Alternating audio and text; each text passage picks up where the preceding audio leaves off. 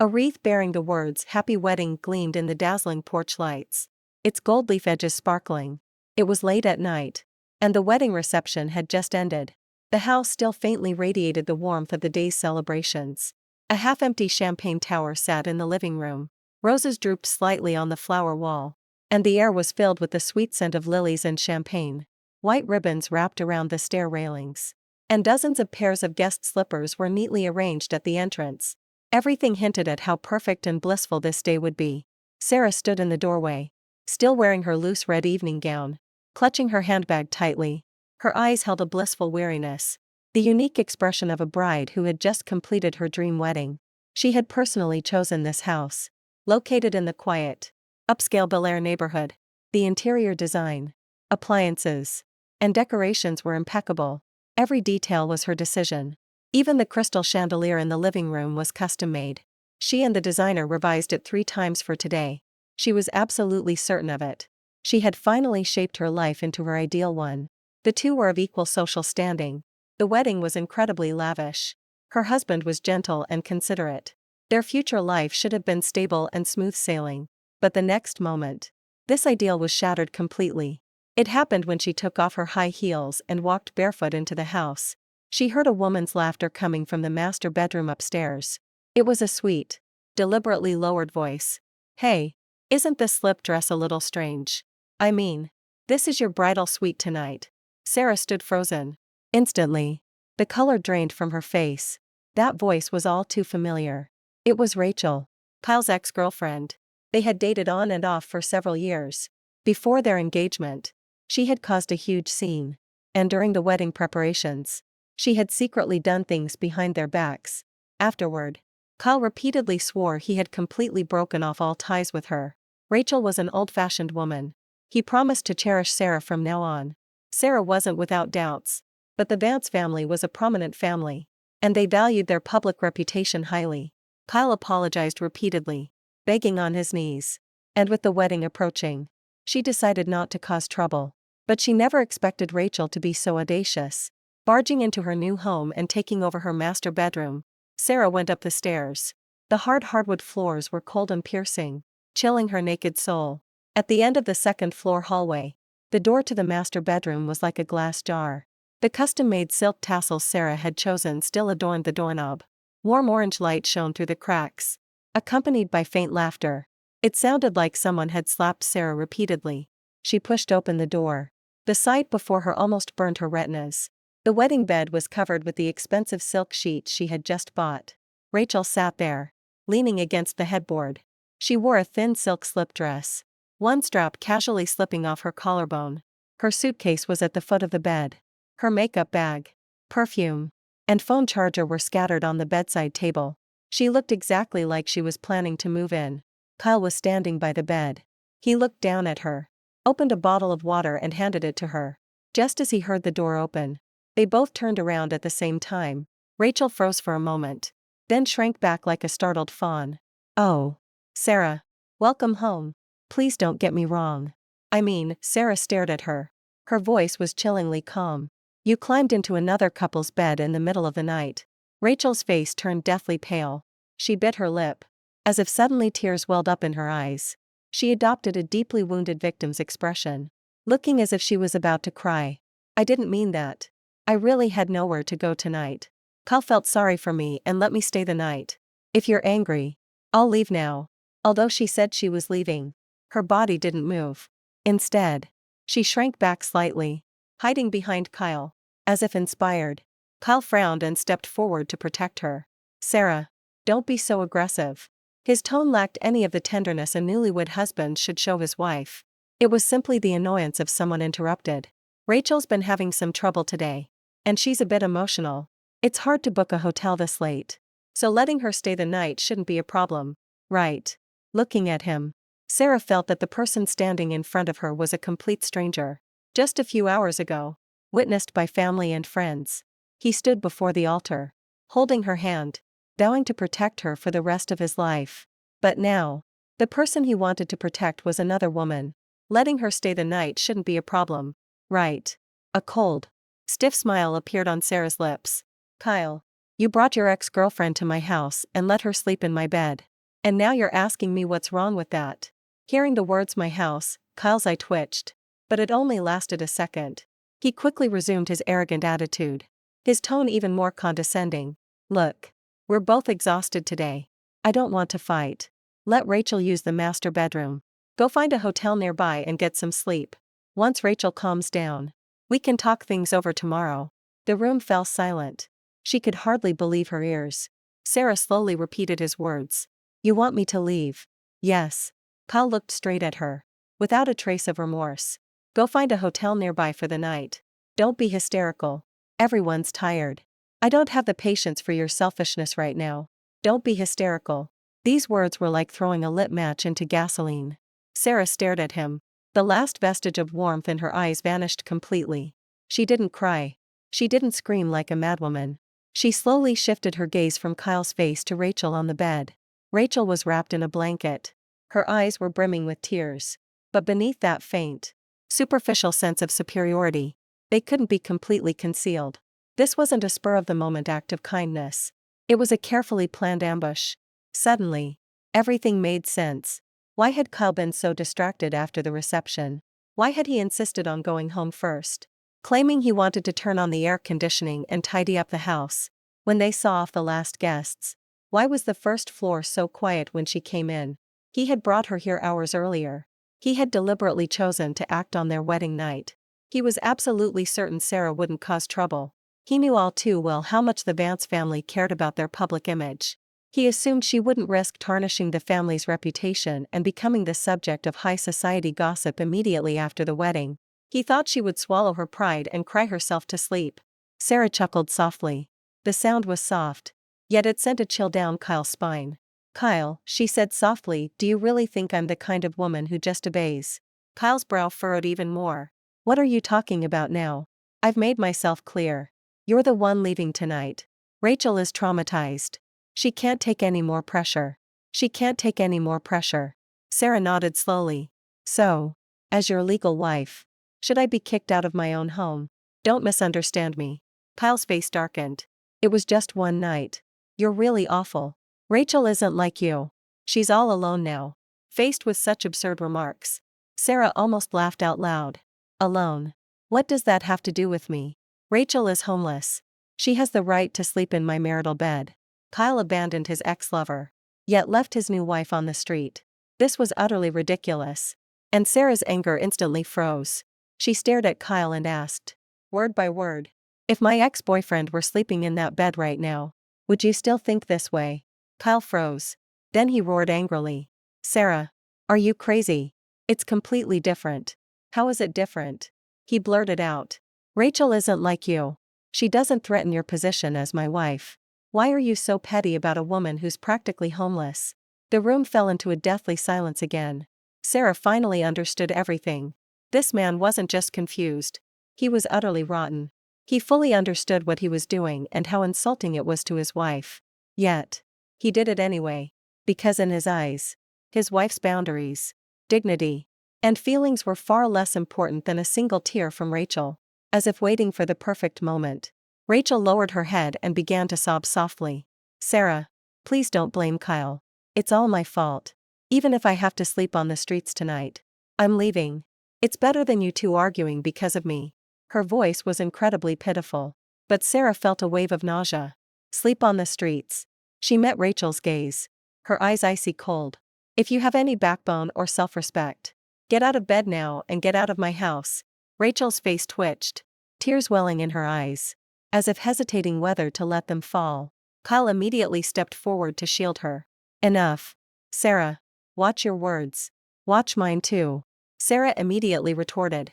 She pointed to the floor, then to the bed.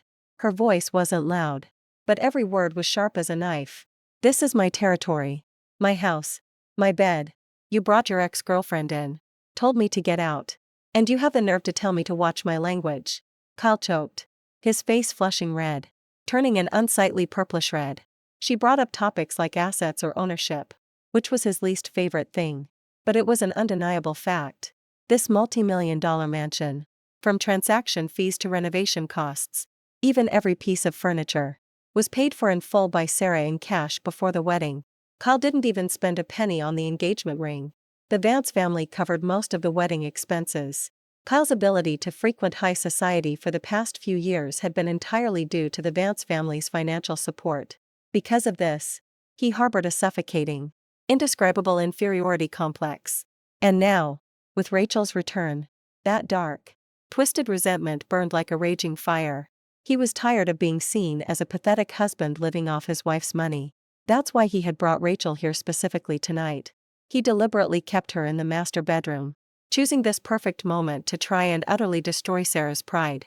He wanted to see her bow her head. He hoped she would suppress her anger for the sake of their marriage and public image. But Sarah didn't. She stared at him for a few seconds, then nodded slightly. Understood. Kyle stopped. Even Rachel looked bewildered. Clearly, neither of them had expected her to give in so quickly. A hint of contempt flashed in Kyle's eyes, and his tone softened slightly. I'm glad you're finally being reasonable. Okay. Stop standing there. Pack your things for tonight. No need to pack tonight. Sarah subtly interrupted him. She readjusted her handbag. Surrounded by the dazzling red wedding decorations, her posture was straight and upright. Everything in this house belongs to me. I'm leaving this property. But that doesn't mean either of you has the right to continue living here. Kyle didn't realize the potential threat. Assuming she was just putting on a show, he frowned. What are you talking about? Sarah didn't answer. She turned and walked out of the room, her sharp high heels echoing on the hard floor. She never looked back. Watching her walk away, Kyle felt an inexplicable anxiety rise in his chest. He followed her downstairs. Sarah, I'm warning you. Don't make a big deal out of this. We just got married today. Do you want to embarrass both our families and make us a laughingstock? Sarah stopped at the door and glanced back at him. Her gaze was icy and piercing, making his heart race and making him very uncomfortable. When you brought your ex-girlfriend to our wedding bed, you certainly didn't care about tarnishing both our family's reputation. Did you? Without the slightest hesitation, she walked straight out the door. The living room was brightly lit, the candles still burning. The decorations that had symbolized a perfect union just hours before now looked like a disgusting, vulgar joke. Sarah reached the door, put her high heels back on, and pushed open the front door. The cool autumn night breeze brushed her face, instantly taking away the last bit of warmth from her. The heavy door behind her slammed shut. Bang! This sounded like the final straw in this absurd marriage. The private road was silent. The streetlights cast her long, lonely shadow on the paved street. She stood by the door, looking up at the house she had poured her heart and soul into decorating. There were no tears in her eyes. Only a chilling coldness and a deep resolve filled her heart. It wasn't that she didn't love Kyle. She genuinely wanted to spend the rest of her life with him. That's why, when she realized Kyle couldn't afford a decent house, she bought this mansion with cash. That's why she single-handedly handled all the tedious wedding preparations to avoid putting pressure on him. When her lawyer inquired about a prenuptial agreement, she naively replied that marriage was about mutual support. But her sincerity never earned his gratitude. All she received was manipulation, contempt, and being kicked out of the house on her wedding night. If that was the case, then there was nothing left to salvage. She pulled her smartphone from her purse. The screen's light illuminated her unusually calm, pale face. At the top of her contact list were her parents' numbers. Her fingers hesitated for a second, then tapped without hesitation. The call connected immediately. Sarah, didn't you just get home? Her mother's voice still carried the lingering excitement of the reception. So late. What happened? Mom, have you forgotten something? Sarah's voice wasn't loud, but it was unusually steady. I'm standing outside my front door right now. There was a second of silence on the other end. Alice immediately sensed something terrible had happened. What happened? Sarah looked up at the brightly lit window of the master bedroom upstairs. Her words, spoken with bright red lipstick, were as sharp as a falling blade. Kyle brought his ex-girlfriend into the master bedroom. He put her on my bed and then kicked me out. The words were followed by a loud crash, like a chair being shoved backward. Then came her father's deep, angry voice. What did you just say? Sarah gripped her smartphone tightly, her expression unusually calm. Dad. Mom. Kyle brought another woman in and took over my house. He crossed the line. She paused, lowering her voice as if it were freezing. I want a divorce. Those words exploded like a landmine. Chaos erupted on the other end of the line. Her mother's voice trembled with rage. Is he insane? It's your wedding night, her father, Richard, commanded in a cold, iron-fisted tone. You're not moving an inch. We're coming right now. Sarah gave a curt okay, and before she could hang up, she heard her father rushing down the stairs. He yelled for the driver to bring the car, waking the whole family. She could also faintly hear her uncle's angry, booming voices. She listened silently, her eyes as cold as death. Of course, it wouldn't end there. Kyle cared most about his public image, didn't he? Rachel was a genius at playing the victim, wasn't she? Then all she had to do was rip off their masks and let everyone see their true colors. After hanging up on her parents, Sarah didn't stop. She dialed another number. Kyle's grandfather. The phone rang a few times before the old man answered. He'd had a few drinks, and his speech was a little slurred. Sarah, what's wrong so late? Sarah interrupted him. Her tone was polite, but utterly devoid of emotion. Please come to my house right now. Bring Kyle's parents. George looked bewildered, muttering to himself. What happened? Sarah looked up at the gleaming window, a cold smile playing on her lips. Your lovely grandson brought his ex-girlfriend to my master bedroom on our wedding night and then kicked me out. The night was pitch black, and the wind grew colder. But colder than the wind was the impending complete rupture between the two families. Everyone who needed to be there would be there within 30 minutes. She had no intention of letting this wedding night's humiliation end with just a phone call. On the other end of the line, George was silent for 2 seconds, then let out a sound like a wild animal's groan. Sarah, please explain what you mean in detail. The night breeze brushed past her ears, causing her skirt to sway, but her feet remained firmly on the ground as she spoke, her eyes fixed on the second-floor window. It's not me sleeping in the master bedroom right now. It's Rachel. Kyle explicitly ordered me to book a hotel room because she was using that room tonight. A loud crash came from the other end of the phone. It sounded like a teacup slamming onto a table. George had always prided himself on his family's respectable public image. Now his breathing was rapid, abnormal, almost unforgivable. You just wait there. We're coming right now. Got it. Sarah replied and hung up. She didn't look back at the house. She gripped her smartphone tightly, the cold screen digging into her knuckles, sharpening her senses. As she stood before the bedroom door, a sliver of hope remained. That it was all a lie. The pain had been completely buried deep within her the moment she uttered the word divorce. All that remained was calculation. She was too calm. So calm that she could even calculate precisely in her mind exactly when the marriage had begun to decay. She had bought the mansion in cash before the wedding.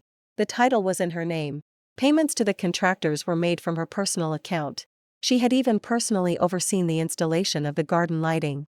At that moment, Kyle held her hand and said, half jokingly, Sarah, you're too good to me. If I betrayed you, I deserve to be struck by lightning. She thought it was just sweet talk, but it turned out there was no cheaper currency than a man's words. Her phone vibrated. A message from her mother. We're on our way. Uncle Kevin and Uncle Thomas are with us. Don't be afraid. Sarah stared at the screen, her gaze sharpening. I'm not afraid. The people in the house should be the ones most afraid now. With that thought, she opened another folder. It was a folder sent by Attorney Smith, containing a list of assets and digitized notarized data of the prenuptial agreement she had requested. Keeping documents as evidence was just a habit of hers. The Vance family was a dynasty that had stood the test of time in the business world for decades. Clear boundaries and clear accounts were almost a creed for them. She had never doubted anyone from the beginning, but that didn't mean she let herself be completely unguarded. He had been sulking all night when she asked Kyle to sign the financial disclosure documents, but the next day, he feigned cooperation, saying, Of course. Your parents are just worried about you. I understand. Anyway, we're going to be husband and wife. A piece of paper can't change our love. Our love won't change. Sarah's lips curled into a cold smile. The prenuptial agreement hadn't destroyed their relationship. What destroyed it all was his greedy, dirty arrogance. She reviewed the documents. Her mind was crystal clear. Venue bookings, catering payments, dresses, jewelry, gifts for the best men, luxury car rentals. Even the cash gifts habitually given to maintain appearances, she had considered everything meticulously. Almost all the funding came from the Vance family. When Kyle's startup hit rock bottom, it was her father, Richard, who arranged 2 huge business contracts for him, saving him from bankruptcy. But Kyle mistook this philanthropy for a basic right. Kyle had become accustomed to receiving help. He had long since taken it for granted and begun to see the Vance family's financial support as a bargaining chip to control her. Outside, only the wind whistled. But the atmosphere inside was not as calm as it appeared from the outside. In the master bedroom, Rachel sat, clutching the blanket tightly. Her earlier smugness was completely gone. She gripped her phone tightly, hesitated several times, then whispered, "Kyle, maybe I really should go home." Kyle, who had been smoking on the balcony, frowned and glanced back. "What are you afraid of?" "I'm not afraid," she said, her eyes red. "But Sarah doesn't seem to be joking. What if she really calls your parents? The reception just ended. If she causes trouble, it'll ruin your reputation." She sounded worried about him, but every word she said only added fuel to the fire. Kyle's expression visibly hardened. She didn't have the guts. He stubbed out his cigarette and said arrogantly, "Sarah cares more about her public image than anyone else. And so does her family. The wedding was huge. Half the city knows about it. If she exposes this tonight, she'll be a laughingstock." Rachel bit her lip, feigning concern, but said she was going to call your grandfather. "So what?" Kyle gave a cold laugh. "The worst-case scenario is that the old man will lecture me for 10 minutes. Everything will be back to normal once everyone calms down." "Do you really think she'll divorce me?" He spoke with increasing confidence. "We just had the ceremony. The ink on the marriage certificate isn't even dry yet. Everyone in our social circle knows she's my wife. If she filed for divorce now, everyone would laugh at her, saying she's a woman who couldn't hold on to her husband on their wedding night. The Vance family takes their public relations very seriously. They absolutely won't let her divorce him." A hint of contempt flashed in his eyes. "Besides, even if she were insane, the most she could do was use 'this is my house' as leverage. Whether her name is on the deed or not doesn't matter. We're married. We're a family. Legally. She can't kick me out." Rachel looked at him, her anxiety fading, replaced by a dark, secret excitement welling up inside her. She liked this side of Kyle. He displayed a brazen, contemptuous attitude towards Sarah. What did that prove? This proved that even with Sarah's ring, the title of wife, and the Vance family's immense wealth, the woman truly controlling Kyle's emotions was Rachel. She blinked, trying to make her voice sound sweet. "Kyle, I really don't need to stay here tonight. I just can't give up." Kyle looked at her. "Give up what?" Rachel looked up, tears welling up in her eyes at just the right moment. "Standing beside you. Standing before the altar. Isn't me. If your mother hadn't forced me to study abroad, we would never have broken up. You promised to marry me." These words struck Kyle's lingering nostalgia with surgical precision. He was silent for a few seconds, then walked over, sat on the edge of the bed, and took her hand. "I know you've been through a lot." Rachel leaned against his chest and whispered, "Do you still love me?" Kyle didn't answer immediately, but his silence was the answer. Rachel felt a surge of triumphant joy, so she put on an even more pitiful act. "Kyle, I don't want to take anything away from you. I don't want to ruin your marriage. I just want to know, have I really lost to her?" This time, Kyle spoke. "You haven't lost." He looked down at her, the bitterness he had been suppressing finally seeping into his voice. "Rachel, you're not like her. Sarah is a wonderful woman, but she's too controlling. She has everything. She wants to control everything. The house, the wedding, our future. Everything is decided by her.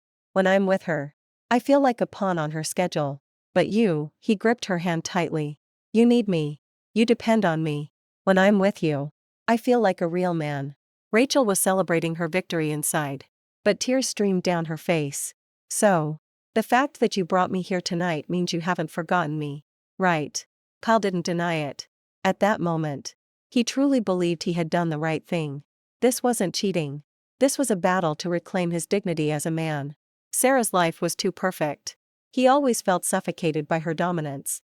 She came from an extremely wealthy family, and she herself was very capable. Even this house. She bought it. Everyone patted him on the shoulder and said, "You married a good wife." But behind these compliments lay his cynical judgment. He married a rich man. He was tired of it all. That's why he sent Rachel a text message before the reception ended. That's why he let her into the master bedroom. He wanted to test Sarah. He wanted to see if she would finally give in to him to save their marriage. Thinking of this, Kyle's remaining anxiety completely vanished. He patted Rachel's shoulder in a much gentler tone than usual. Don't worry. I'm here. Nobody's going to kick you out tonight. Rachel nodded, a barely perceptible smile appearing on her lips. But the next moment, a shrill doorbell rang at the door. Ding dong.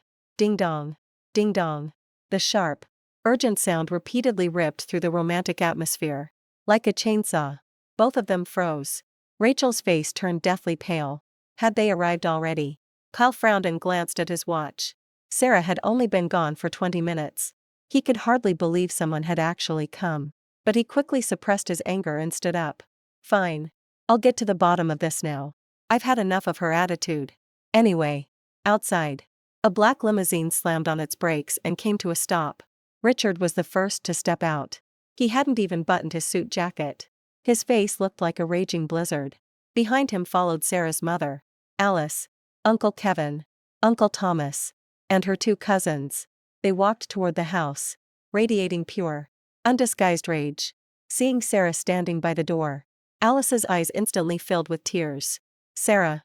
She practically ran over, grabbed her daughter's cold hand, and said in a trembling voice, "Did that bastard really kick you out?" Sarah nodded relatively calmly. Yes. Hearing that one word, Alice nearly collapsed and burst into tears. Richard glared at the front door, veins bulging on his clenched fists. I'm such an idiot. The Harrisons had raised a complete psychopath. Just then, another car screeched to a halt on the private road. This time it was the Harrisons' turn. George, leaning on his cane, struggled out of the car. He was so pale he looked like he might faint at any moment. Behind him were Kyle's parents, David and Susan. They were almost in a panic after being briefed in the car. As soon as Susan saw Sarah, she spoke rapidly and frantically, her face pleading.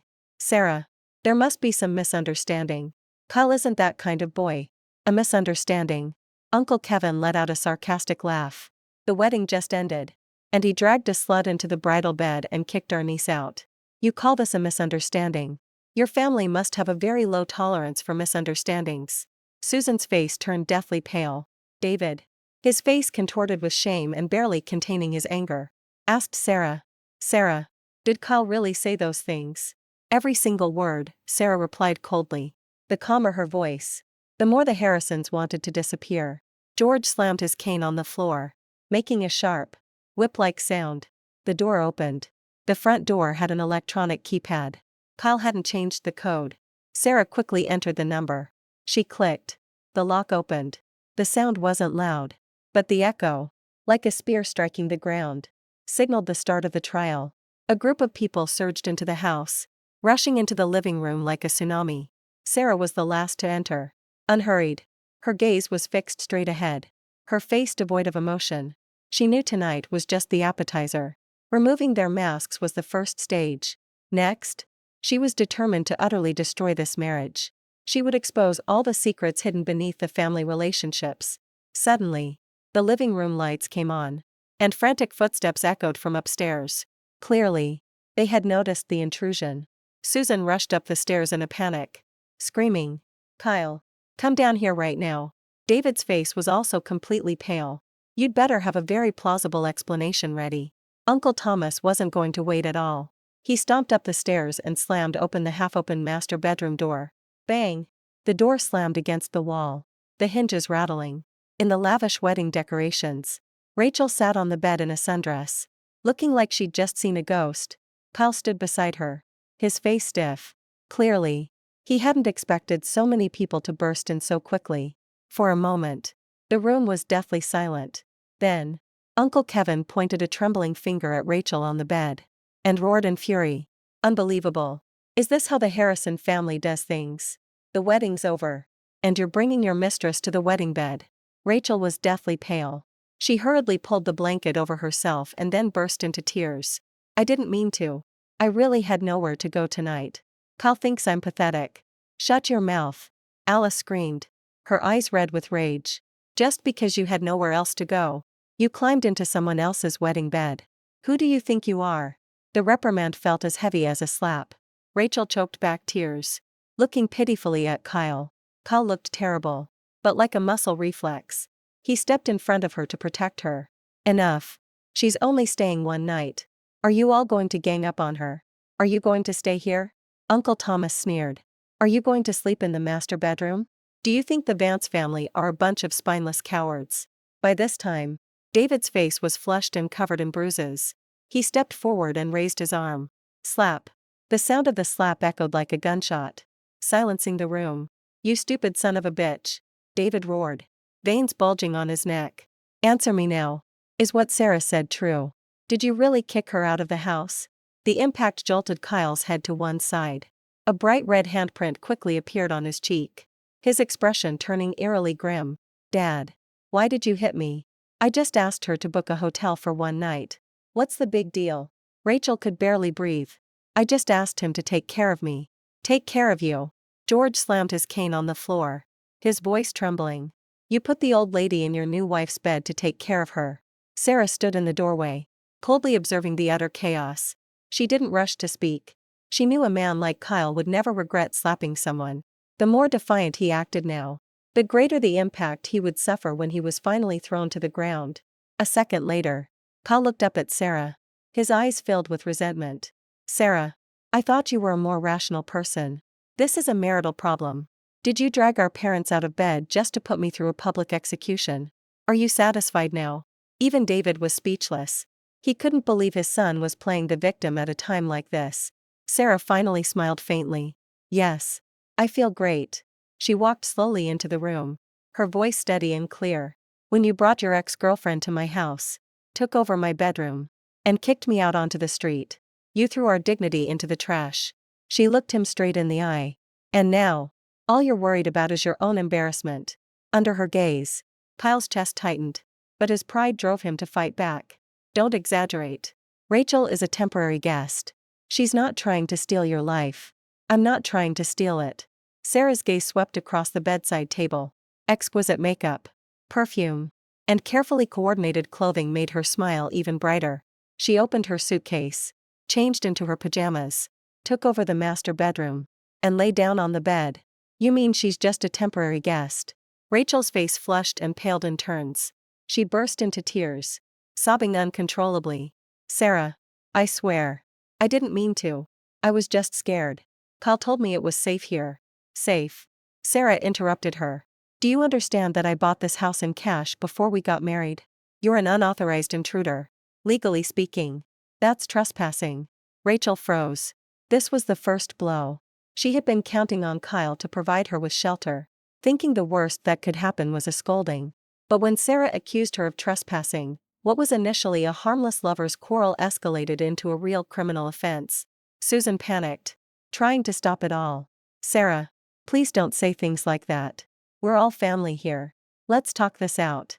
Family. Uncle Kevin gave a wry smile. Your son brought his mistress to trespass on our nephew's turf. And you're trying to cover it up with the word family. Richard stood at the back of the line, expressionless and chilling. He barely uttered a word after entering the room, but his silence exuded a suffocating pressure. Finally, he spoke. Kyle, tell me something tonight. Was this a moment of weakness? Or something you'd planned all along? The room fell silent. All eyes were on Kyle. This was an extremely weighty question, because the guilt of a foolish mistake and a premeditated conspiracy were entirely different. Kyle swallowed hard, momentarily stunned. A wave of panic washed over him, but when he saw Sarah's calm, unwavering gaze, his stubborn pride returned. I just wanted Rachel to stay the night. He tried to change the subject. Richard, why are you making this sound like a conspiracy theory? I just wanted her to stay. Sarah nodded slowly. Then let me ask you one more question. You explicitly told me we should stay in a hotel because Rachel wanted the master bedroom. Right. David glared at his son, his eyes almost murderous. Susan gasped. This was the crux of the matter. Kyle gritted his teeth, unbelievably still digging his own grave. Yes. That's what I said. But only because Rachel was having a panic attack. Before he could finish, Alice lunged at him. Admit it. David raised his hand to hit him again. George roared. You scum. The strike came swiftly and brutally. Kyle tried to blur the lines, but Sarah cornered him, forced him to confess in front of everyone, and personally crucified him. Surprisingly, however, he still didn't grasp the gravity of the situation. I just wanted to control the situation, he said angrily. This mess isn't good for anyone except me. Sarah's calm tone stunned everyone. Sarah slowly pulled her smartphone from her purse, opened a file, and practically shoved the screen in Kyle's face. You said you only wanted a one-night stand with her, right? Her eyes were like glaciers. Then explain. Why did you register Rachel's fingerprints into the home security system last night? The air in the room froze. Kyle's face drained of color. Rachel jerked her head up as if punched. Her eyes were filled with panic. Sarah didn't pause. Continuing. The day before the wedding. You used my spare key card to open the garage safe and took the spare key to the master bedroom. Didn't you? Did you really think I wouldn't notice? She tapped the screen, zooming in to view the system logs. Timestamps. Access records. Door open/close records. All the information was recorded in black and white. Even Richard narrowed his eyes at the sight. This wasn't a spur-of-the-moment decision. It was a premeditated intrusion. The Harrisons looked like they were about to fall ill. Susan almost collapsed to her knees. Kyle. Tell me this is a lie. Kyle opened his mouth. But no word came out. Sweat poured down his forehead. He never dreamed Sarah would have these records. He thought no one had ever checked the smart home logs. But Sarah had checked them quickly and accurately. The third time. Like a freight train colliding. The situation had officially reached a breaking point. Uncle Thomas grabbed Kyle by the collar and roared. You planned this. You orchestrated all this behind our backs before the wedding. David struggled to pull him away. Thomas. Don't raise your hand. Let's talk. Talk about what? Uncle Kevin barked. This parasite drained our money and then brought his mistress in to take over our niece's house. Tonight. Your family will give us the answer. A shout erupted from the room. Seeing the situation deteriorate rapidly, Rachel immediately reverted to her usual victimhood. It's all my fault. I shouldn't have come back. Please don't blame Kyle. He just feels sorry for me. Don't be so sentimental. Sarah's voice was soft, but it pierced through the noise, silencing the room. He doesn't pity you. He's just greedy. He's blinded by the Vance family's connections, blinded by my house, and blinded by the social status this marriage will bring him. But he doesn't want to give up his tragic love story with you. He wants to have his cake and eat it too. That's why he dared to do this on our wedding night. Her words were like a scalpel, cutting open Kyle's ugliest, most pathetic inferiority complex. Kyle's face turned from pale to a sickly green. Sarah. You've crossed the line. Crossed the line. Sarah scoffed. Oh. I haven't even started yet. She turned to her father. Dad. Open the file. Attorney Smith sent someone over. Richard understood immediately. He pulled out his smartphone and forwarded the PDF file to all the elders in the room. George's pupils dilated when he opened it. The prenuptial agreement's asset declaration. The house purchase contract. Bank statements proving the entire purchase price was paid in cash. From the title deed to every single document. It irrefutably proved that this mansion was Sarah's sole personal property. Kyle didn't own an inch of this house. This was a fatal blow. The only reason Kyle had acted so defiantly before was because he fundamentally believed that in the marriage, hers was his. He thought he had the right to be here. But these documents shattered that sense of superiority like confetti. Sarah glanced at him, then delivered the final blow. So, legally speaking, the person sitting in my house refusing to leave isn't me. It's you. Kyle. Kyle looked like he was about to faint. Rachel even forgot to cry. Sarah didn't give him a chance to breathe. I'll give you 10 minutes. Rachel. Pack your trash and get out. Kyle. You pack your things and get out of my house too. If you don't leave, I'll call the police. Silence fell. No one had expected her to be so cold-blooded. Susan panicked.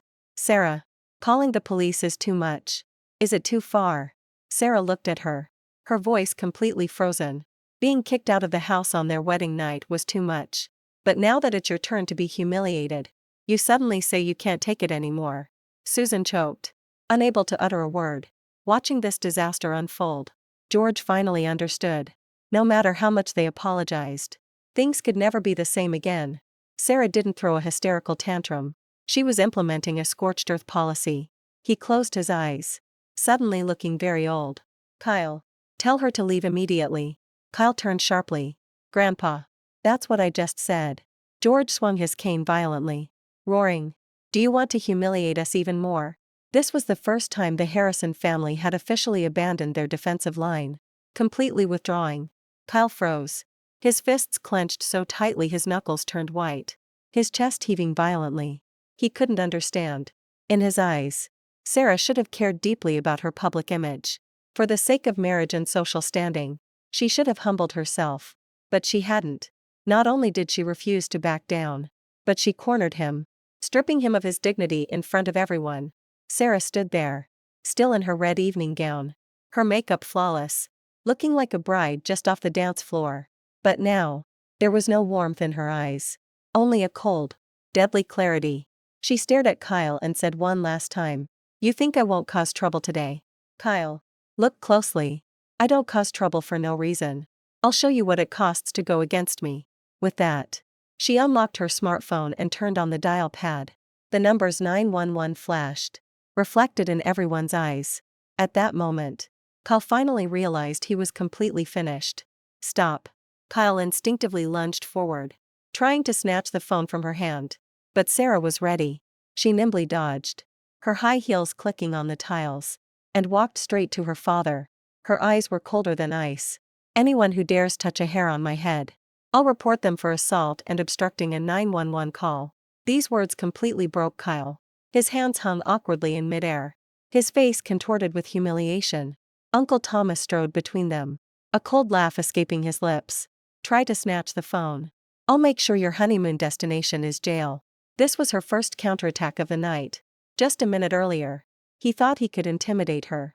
But Sarah hadn't backed down. Instead, she had turned the tables, making him a desperate villain. Seeing the situation completely crumble, Susan lunged forward, her voice trembling. "Sarah, please, please don't call the police.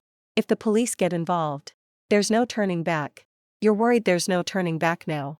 Alice roared, her eyes burning with fury. But her voice was steady.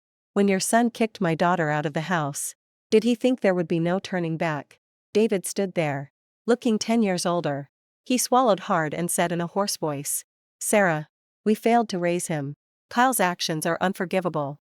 But please hang up. We'll take full responsibility and handle this." "Okay." Sarah looked at him. Her gaze was frighteningly calm. "David, I gave him one chance before. Did he apologize?" David's face froze. He didn't. Until now. Kyle had acted as if Sarah was overreacting. He had just tried to snatch the phone from her hand. Sarah's thumb hovered over the call button. She said slowly, "I'll count to 3. Rachel, pack your bags and leave this city. Kyle, take all your personal belongings from this house. Otherwise, when the police arrive, your reputation will be ruined. And don't blame me." Rachel's face turned as white as paper. She had been hiding in the shadows of the headboard, praying that Kyle would still protect her. But when she felt the hostile gazes of everyone in the room and saw the 911 number flashing on Sarah's phone, her illusions finally shattered. Even so, she still refused to let go. She bit her lip, raised her swollen eyes, and said in a trembling voice, "Sarah, how could you be so cruel? I'm already in enough pain. Why should I care about yours?" Sarah interrupted her. "If you have nowhere to stay, you can go to a hotel, to a friend's house, to your parents' house. But you chose to sleep in my bed on my wedding night." Sarah took a step forward, lowering her voice as if to drown everything out.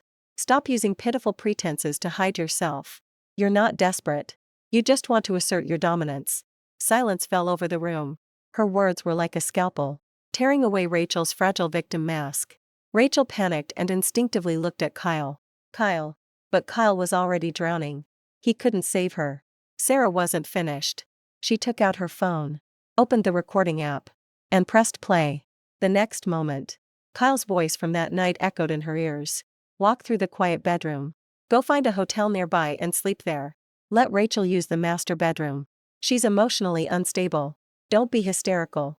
The recording was short, but it hit the room like a grenade. Kyle jerked his head up, his face contorted in shock. "You recorded it?"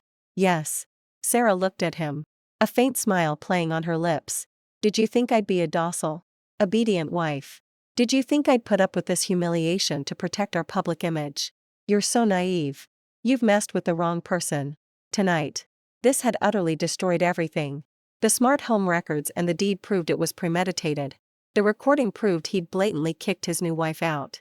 The Harrison family's last line of defense, that it was all a misunderstanding, had completely crumbled. Uncle Kevin was furious. That bastard did this right after the wedding. George, pale, gripped his hand tightly. His cane trembled. He squeezed his eyes shut, realizing it was all over. This marriage was beyond saving, driven to the brink. Kyle's pride somehow swelled again. His face flushed, and he roared. Sarah, are you really going to go this far? It was just a one-night stand. Are you going to destroy everyone until you're satisfied? Destroy everyone? Sarah's eyes turned cold. Kyle, I need to make this clear. This is your own grave. You thought marriage was a trap to bind me. You thought societal pressure would force me to remain silent. You brought your ex into the bedroom, trying to make me give up my place. You thought that by marrying you, I would never leave. She smiled, but there was no smile in her eyes. You overestimated yourself. These words sounded casual, yet they stung more than any scream. Kyle's face was ashen. Richard, standing in the doorway, finally spoke. Sarah, don't call the police yet. Alice saw the Harrison family looking at him in surprise, thinking Richard's attitude had softened. But the next second, Richard delivered the fatal blow. Make them clean up their trash first. I don't want the police coming to empty their garbage bags. The two uncles of the Vance family let out a mocking laugh. This was an ultimatum. There was no room for negotiation. Only forced eviction. Susan knelt on the ground. Richard, you can't do this. Where is Kyle going in the middle of the night? These kids just got married. Just got married. Richard looked at her coldly. When your son brought his mistress to my daughter's house, didn't he care that he had just gotten married? He said slowly. But the atmosphere in the room was incredibly tense. This house was bought by my daughter with cash. The Vance family paid for the wedding. If your family has any conscience, agree to a full refund right now. David's face turned pale. Richard, don't call me by my name. Casually. Richard coldly interrupted him. This marriage is over. Effective tonight. I do not acknowledge your family as my relatives. Everyone heard it clearly. This wasn't an emotional outburst, but the official position of the Vance family. Rachel was genuinely terrified. She had been counting on the Harrisons to protect her and wait for the storm to pass. But seeing the Harrisons completely crumble, she realized that staying meant becoming a scapegoat.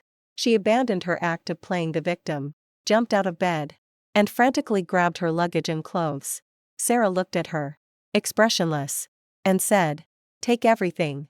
Don't leave a single bottle of your perfume or cosmetics in my room. It's an eyesore." Rachel's face flushed red. Fourth mistake. She had deliberately laid out her cosmetics to assert her dominance and make Sarah uncomfortable. Now, these things were evidence of her defeat. She didn't even dare to look up, haphazardly stuffing bottles and jars into her bag. In her haste, a bottle of perfume slipped from her hand and clattered on the tile floor. A cloyingly sweet scent wafted out. Alice took a step back in disgust. Playing with your perfume. Acting like a mistress of the house. What a shameless woman. Rachel froze, tears welling in her eyes. But she didn't have the courage to retort. Seeing this, Kyle felt a surge of protectiveness and stepped forward. I'll help you. Do you have time to help? Sarah asked alone. You haven't even unpacked your own things yet. She pointed to the walk-in closet. Your suits, watches, shoes, documents are all in the closet. As are your things in the guest room. She finished in 10 minutes. Oh. She paused slightly. A faint hint of mockery flashed in her eyes. I'm changing the front door password. I'm also clearing the system logs. From now on, no one is allowed to set foot on this property without my permission. This was like being doused with ice water, catching him completely off guard. The illusion of respect that Kyle had painstakingly maintained shattered completely. What he feared most wasn't being yelled at. He hadn't even seen his family. The truth was, Sarah was trying to sever ties with him with surgical precision. She wasn't throwing a tantrum, nor was she waiting for an apology. She was trying to erase him completely from her life. His chest heaved. Sarah, do you have to be so cruel? We signed the papers. Legally, we're husband and wife. Remember that. Sarah's gaze sharpened. Exactly. So, first thing tomorrow morning, my lawyer will file for divorce. I have evidence of your serious breach of our marriage. Whether we separate amicably or I drag you into a chaotic courtroom battle is entirely up to me. You have no say. Kyle's pupils dilated.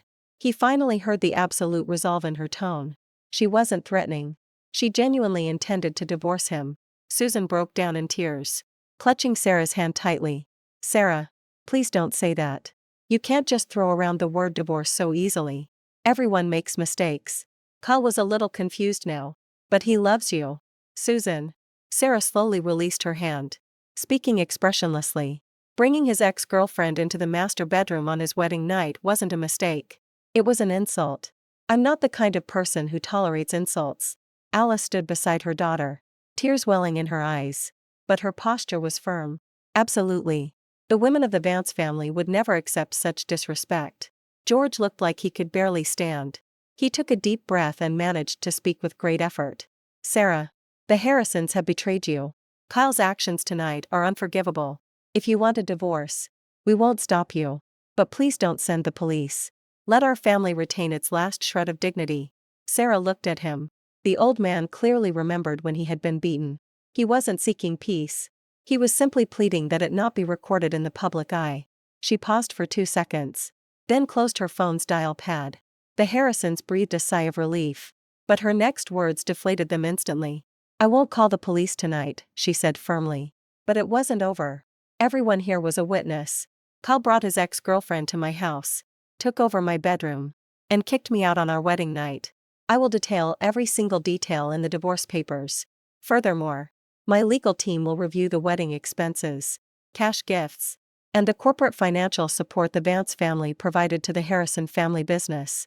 Every penny your family owes us will be repaid in full.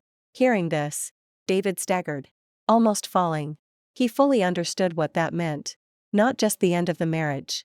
The capital, resources, and social status provided by the Vance family would be violently stripped away. Kyle panicked. Sarah, did you really have to go to that extent? I did. Sarah looked at him. Her voice was soft yet heavy as lead. Because tonight you proved you didn't deserve my pity. She glanced at her watch. 6 minutes left. 6 minutes later. I'll have the police escort everyone still in the house out. She didn't say another word. She came out of the bedroom, making room for them to pack their belongings. The Vance family didn't stay long either. They stood in the hallway, watching coldly, like prison guards overseeing a forced eviction. The only sounds in the room were the clatter of zippers, the clinking of bottles, and suppressed sobs. The wedding bed, once covered in beautiful red silk, was now crumpled and tattered. It was a perfect metaphor for this marriage. Kyle packed his bags. His fists clenched so tightly his nails dug into his palms. He had no idea how things had come to this. Just hours ago, he was the groom in the spotlight. Rich, successful, respected. Now, he was out on the street. Worse still, his parents and grandfather had witnessed it all. The pride he had desperately tried to protect had been utterly shattered by Sarah. Sarah stood in the hallway, under the crystal chandelier, looking up at the wedding decorations still hanging from the ceiling. Her face was expressionless. Tonight, the night she had meticulously planned and eagerly anticipated, was ruined. But she wasn't the one who ruined it all. Therefore, she had no obligation to clean up the mess. 10 minutes later, Rachel was the first to emerge, dragging her bag. Her hair was disheveled, and her eyes were red and swollen. She avoided eye contact with anyone and practically ran towards the front door. But just as she reached the door, Sarah shouted, "Stop!" Rachel jerked, her body trembling, her face turning pale. "I've packed everything." Sarah's gaze fell on the velvet jewelry box in Rachel's hand. "Open the box." Rachel's face contorted with extreme fear. She instinctively tried to hide the box behind her back. That simple action revealed the truth to everyone in the room. "Open it!" Alice shouted. Rachel's hands trembled. The box slipped from her grasp, crashing to the floor with a thud, and opened. Inside was a huge diamond necklace. It was the necklace Sarah had worn at the reception. The air in the room vanished instantly. Alice was the first to react, her face darkening. "Look. You weren't content with just stealing a bed. You planned to steal some jewelry on your way out." Rachel's tears welled up instantly. She knelt on the floor, desperately trying to pick up the necklace, letting out a trembling scream. "No. I didn't steal it. Kyle asked me to keep it safe for him. Didn't I tell you to keep it?" Kyle whirled around. His face flushed crimson, turning a ghastly purplish red. "Rachel, what are you saying?" The roar sent Rachel sprawling to the floor. She tried to deflect blame, but faced with Kyle's murderous gaze, She froze completely.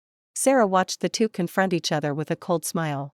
Even when cornered, they betrayed each other in front of their respective families. What a perfect, rotten couple. Uncle Thomas slammed his fist angrily on the console in the entryway. Stealing the bride's belongings on her wedding night. What kind of sewer rats did you bring into your house? Susan, pale-faced, stepped forward. Her voice almost a sob. Sarah, please.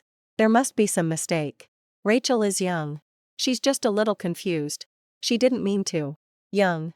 Alice smiled darkly. Old enough to climb into my daughter's bed. Cunning enough to slip a diamond necklace into her pocket. And you think you can blame it on her youth? This is the 5th time. Rachel has always played the role of a homeless girl's tragic victim. But the moment the necklace fell to the ground, her innocent mask crumbled to ashes. Sarah slowly walked over, knelt down, and picked up the necklace. In the hallway light, the diamonds gleamed coldly and dazzlingly. She checked the clasp, squinting slightly. The chain wasn't broken. It wasn't tangled in her clothes. Clearly, this thing hadn't just fallen into her bag by chance. She looked down at Rachel, her voice chillingly gentle. Please tell me, how did my necklace end up in this box in your hand? Rachel's lips were pale and weak. She gripped the bag strap tightly, trembling uncontrollably. I swear I didn't mean to. I was tidying up in the bedroom when I saw that box on the dressing table. I thought Kyle bought it for me, so I picked it up. What did you think? Sarah gave a dry laugh. You were in my house, looking at my dressing table. And then you inexplicably assumed the diamond necklace there was a gift for you. Her voice wasn't loud, but each word struck like ice against the tiles, cold, sharp, and terrifying. Rachel's face was almost transparently pale. She gripped her bag strap tightly, her nails digging deep into her palms. She was still crying, but this time no one sympathized with her, because Sarah was dangling the necklace right in front of them. The sparkling diamonds under the crystal chandelier mocked her pathetic lie. I really didn't know. Rachel's voice trembled. I panicked. I had too much stuff. I just took the wrong thing. Sarah, don't look at me like that. I'm not a thief. Sarah smiled softly. Everyone here knows exactly who you are. Rachel broke down. She instinctively looked at Kyle. Normally, when she looked at him like that, he would step in to protect her. But this time, Kyle didn't move. He just stared at the necklace. A look of utter humiliation crossed his face. He wasn't heartbroken for Sarah. He was ashamed of himself. Bringing his ex-girlfriend home on their wedding night was bad enough. But worse, she'd been caught trying to steal his wife's diamonds. If word got out, Harrison's name would be utterly despised in high society. Susan looked like she was about to cry. Rachel, why did you touch Sarah's things? Rachel trembled. How could she tell the truth? The necklace was the highlight of Sarah's wedding dress. The center diamond was breathtaking. Seeing it at the reception had consumed Rachel with insane jealousy. Why did Sarah have everything from birth? Money, birth, a perfect wedding, jewelry, and the rightful title of Kyle's wife. And all she could do was play the victim. Sneaking into the house. She just wanted to steal the necklace. Just like when she stole Kyle. She wanted to prove that no matter how arrogant Sarah was, she couldn't protect what was rightfully hers. But she hadn't expected Sarah to be so calculating, stopping her the moment she tried to escape. As if her thoughts had been read. Her panic twisted into pure and intense malice. I didn't steal it, she screamed, glancing around at everyone in the room. Yes. Coming here tonight was a mistake. But I'm not a thief. Someone put it in my bag. Sarah, you win. Fine. Why are you humiliating me like this? A deathly silence fell over the living room. Kyle jerked his head up, as if he'd found a glimmer of hope. Sarah. He stared at her. Did you arrange this? Alice looked like she was about to explode. Kyle. Are you insane? Your ex-girlfriend stole a diamond from my daughter's bedroom. And you're saying my daughter framed her? Kyle gritted his teeth. She's been preparing everything since she stood here tonight. Recording. Documenting. Acting. Who can say this wasn't meticulously planned by her? Just to destroy us. It was me. Sarah's gaze became empty, looking at Kyle as if he were a piece of rotting flesh. Kyle. You're a genius at lowering your standards. Kyle flinched. But he had no choice but to believe this absurd story. Then why did you let her check her bag the moment she tried to leave? That's too much of a coincidence. Coincidence. Sarah repeated softly. She tossed the necklace into her palm, pulled out her smartphone, and opened the smart home security app. If you think this is a conspiracy, then see if she's been framed or just a regular thief. Rachel's pupils dilated instantly. Security camera. There's a camera in the bedroom. Her face turned pale. Seeing her reaction, Sarah's lips curled into a cold smile. Don't worry. I don't have the tasteless hobby of installing cameras in bedrooms. Rachel breathed a sigh of relief. But Sarah's next words plunged her into deep fear once more. But there were cameras in the walk-in closet, the hallway, the stairs, and the second-floor lounge. She tapped the screen and pressed play. The video showed Rachel, wearing a sundress, grabbing and rushing out of the bedroom. She took off her clothes, heading towards the stairs, but suddenly stopped, looked around, and after confirming no one was in the hallway, slipped into the walk-in closet. Less than a minute later, she emerged with a velvet jewelry box. She opened the box, a greedy and smug look on her face, then stuffed it into her bag. The recording ended. The living room was deathly silent. This time, Rachel didn't even have the strength to cry. Kyle looked like he was about to vomit. Even Susan, who had just been defending her, stood there, mouth agape, at a loss. Alice was so angry she actually laughed. Fantastic. Absolutely fantastic. She glared at Rachel. You stole under the security cameras and have the nerve to say my daughter framed you. Rachel, I truly admire your shamelessness. Rachel almost collapsed to her knees. No. I didn't mean to. She shook her head frantically, crying again. I got lost. My mind went blank. I didn't know what I was doing. Sarah looked at her with cold, clear eyes. You didn't show any fear when you stuffed those diamonds into your pocket. Rachel gasped, sobbing, and lunged at Kyle, grabbing his sleeve. Kyle, please, say something. I swear I didn't mean to. I just love you so much. Seeing her have everything, I just couldn't take it. Slap, a crisp slap pierced the air. Everyone froze. It wasn't Sarah who hit her, but Kyle. Rachel whirled around, stopped, and stared at him in disbelief. Are you crazy? She screamed, clutching her cheek. You hit me. Kyle's chest heaved, his eyes burning with rage. Who told you to touch her things? Rachel looked at him blankly. Then she suddenly laughed. And as she laughed, tears streamed down her face. Now you blame me. Her voice was hoarse, turning into a scream. Utter madness consumed her. Who called me here? Who said I had to sleep in the master bedroom tonight? Who said? I want Sarah to know that you're the only one I truly love. The Harrisons looked as if they'd been struck by lightning. Richard's last shred of sanity vanished. Sarah didn't seem surprised at all. She just stood there quietly, watching the two who had played the tragic lovers all night tear each other apart like wild beasts. How pathetic. She didn't even need to intervene. They were destroying themselves. George trembled, almost unable to stand. He raised his cane and slammed it down hard on Kyle's back. You piece of trash. You idiot. He swung the cane down again and again, the dull thud echoing in the room. Kyle didn't even flinch. He just stood there, silently enduring it all. Susan cried out, trying to stop the cane. Dad. Please. Stop hitting him. You'll kill him. Fine. George roared. This kid has completely tarnished our family's reputation. I've had enough of this farce. Richard finally spoke. Enough. Silence fell over the room. He looked at David, his tone devoid of warmth. That's it for tonight. My lawyer will contact you first thing tomorrow morning. David looked utterly dejected. Richard. Please. I told you not to call me by my first name. Richard interrupted him coldly. Your son is unworthy to be my daughter's husband. Therefore, your family is unworthy to associate with ours. David looks like he's been slapped in the face in public, Richard continued. The wedding expenses, catering, venue, company loans, and the Vance family's investment in your son's company, my team will review them one by one. You must repay them in full. Susan gasped, her face contorted with horror. But we can't. The wedding is over. And the money's gone. Ah. It's over just like that. Richard sneered. But your son didn't seem to care that the money was gone when he did this on his wedding night. Did he? Susan was speechless for a moment. Sarah took a step forward.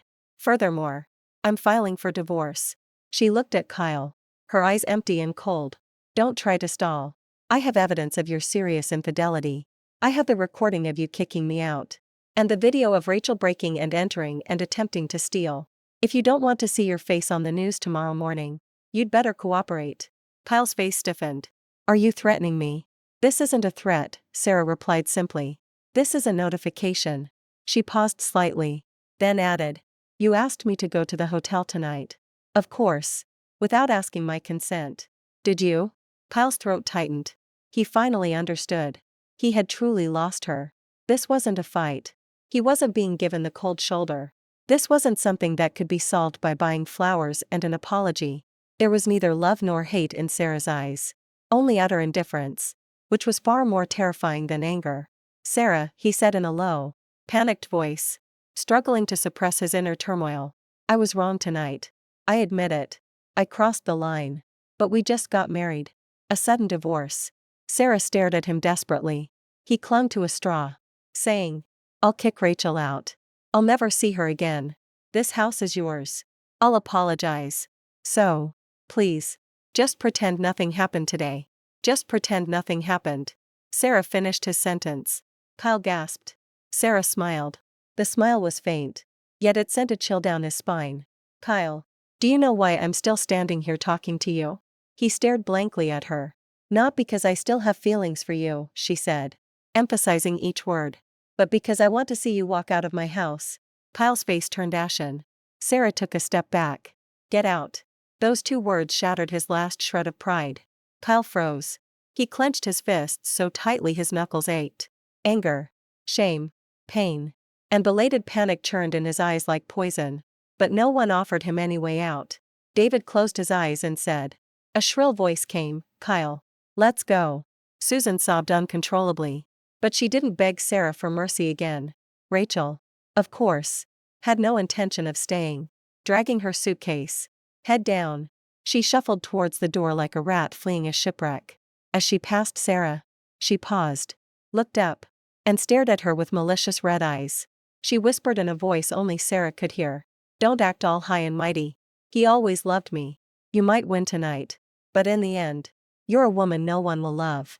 Sarah looked down at her and raised her hand. Slap, a crisp, clean backhand slapped Rachel across the face. Rachel covered her cheek in shock and staggered back. You hit me.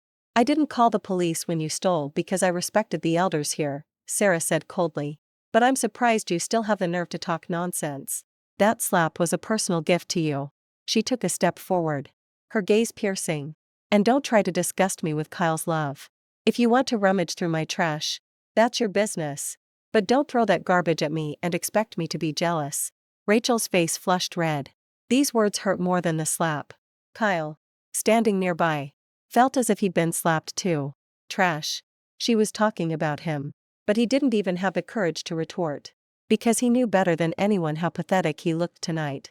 Rachel was about to retort when Uncle Thomas interrupted her sharply. Get out before I call the police. Rachel trembled, grabbed her bag, and rushed out the door. Kyle was the last to leave. He stood in the doorway. He looked back at Sarah. In that moment, he remembered her walking down the aisle in her white wedding dress just hours earlier. The lighting had been perfect. She was beautiful. Her eyes filled with genuine hope. She truly wanted to marry him. The thought struck him like a punch to the chest.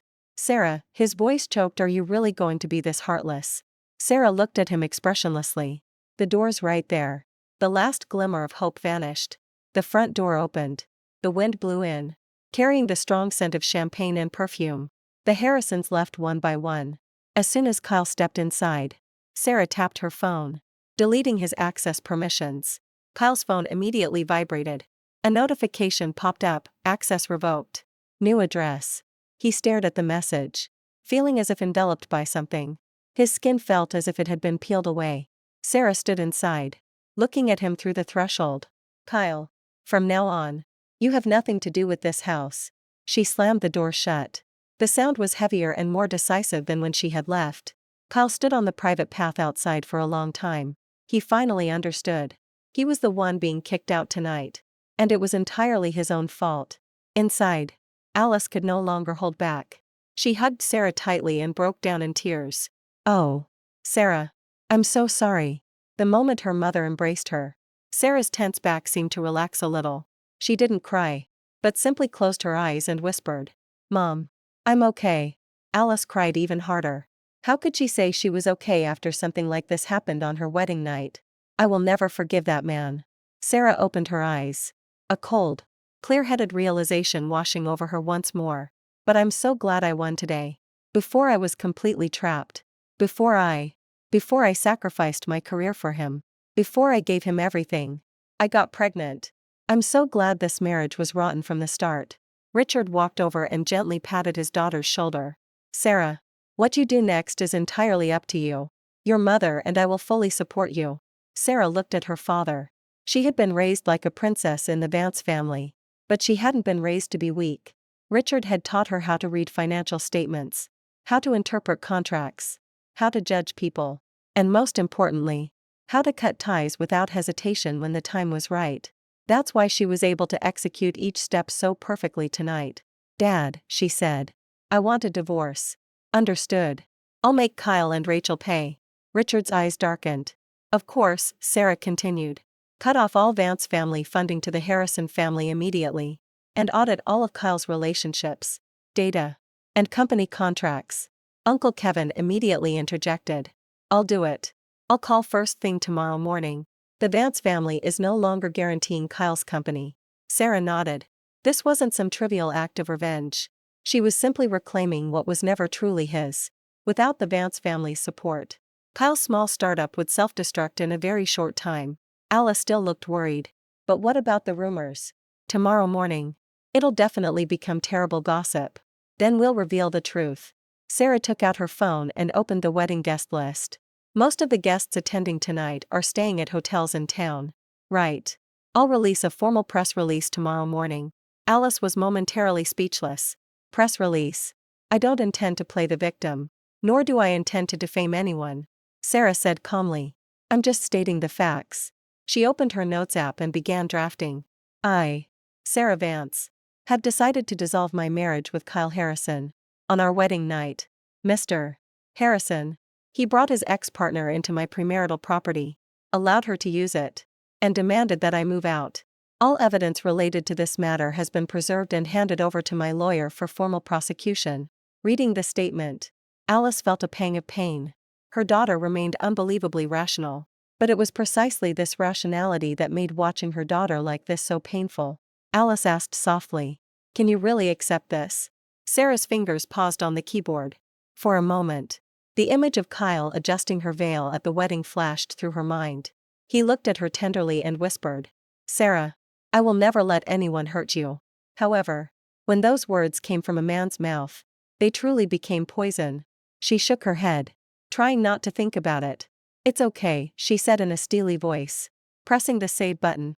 My husband died the moment he made me leave my home. The lights in the new house stayed on all night. Late at night, the red silk sheets were torn and faded. The cleaning staff arrived. Everything Rachel had touched was packed into boxes and piled up by the front door. Because the scent of Rachel's broken perfume still lingered in the house, Sarah ordered all the windows opened and the entire floor thoroughly disinfected. Alice suggested she return to the family estate. But Sarah refused. This is my house. She stood in the living room, looking at the dismantled wedding decorations. I've already taken out the trash. Why should I be the one to run away? Alice's eyes welled up again. But Richard said nothing. He knew his daughter wasn't putting on an act. She was reclaiming her territory bit by bit. At 3 a.m, the house finally quieted down.